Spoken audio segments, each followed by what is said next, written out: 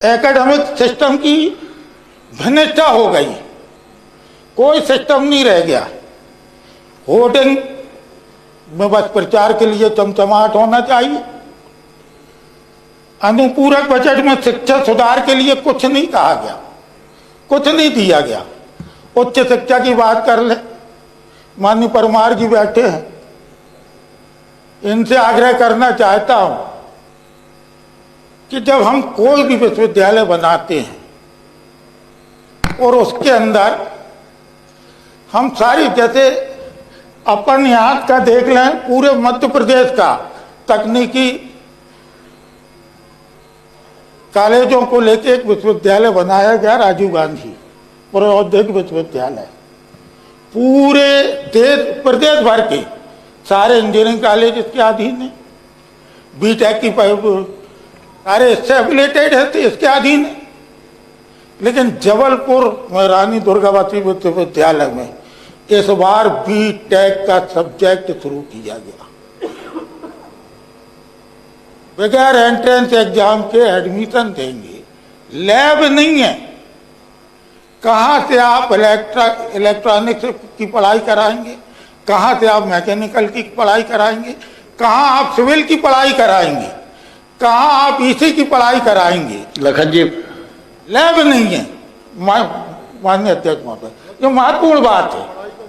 ये academic system पूरा चौपट हुआ जा रहा है, सिर्फ पैसे की कमाई से।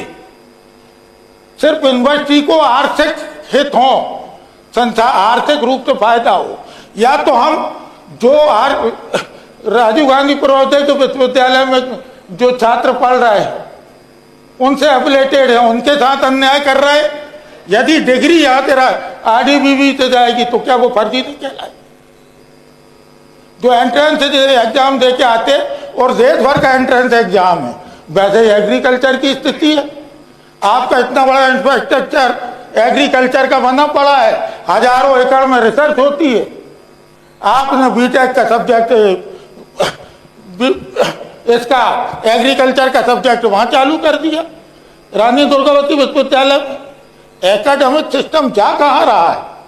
आप अपनी एक संस्था को फायदा पहुंचाने के लिए दूसरे को नुकसान दे रहे हैं।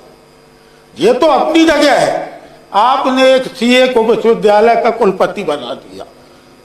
एक सीए को, उसकी योग्यता है कि वो सीए है, और सीए किसी विश्वविद्यालय का वाइस चांसलर बने, योग्य है अयोग्य है अलग बात है।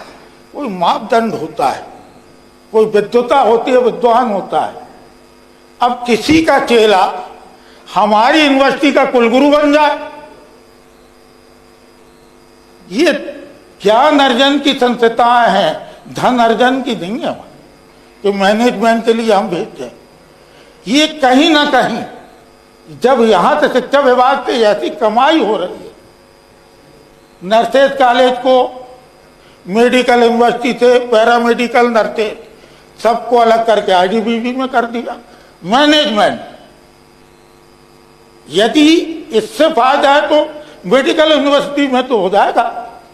अब मेडिकल कॉलेज के अंदर, यूनिवर्सिटी के अंदर नर्सेज कॉलेज हैं, वो वहां जाएंगे रानी दुर्गावती विश्वविद्यालय में। ये कैसा सिस्टम है? कौन सा सिस्टम है? आपके जितने कॉलेज हैं उच्च शिक्षा के, उनमें प्रभारी प्रिंसिपल बैठे हैं। साइंस कॉलेज में आर्ट्स का टीचर प्रिंसिपल, आर्ट्स कॉलेज में साइंस का टीचर प्रिंसिपल। यदि वो कहीं उसकी पदस्थापना जिस सब्जेक्ट को पढ़ाने में हुई, इतने सालों से वो सब्जेक्ट पढ़ा रहा क्या? हम किस व्यवस्था की तरफ जा रहे हैं?